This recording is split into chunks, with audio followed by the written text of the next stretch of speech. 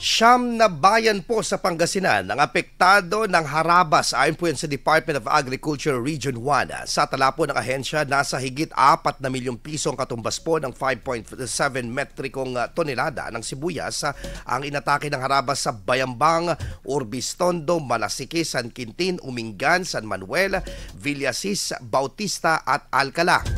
Ayon po kay Vida Kakal, tagapagsalita po ng Department of Agriculture Region 1, agad nilang inalam ang epekto po ng pestes ng mga nai-report ng sakahan sa kanila kung saan naberipikang aabot po sa 75.78 hektare ng sibuyas ng 88 magsasaka.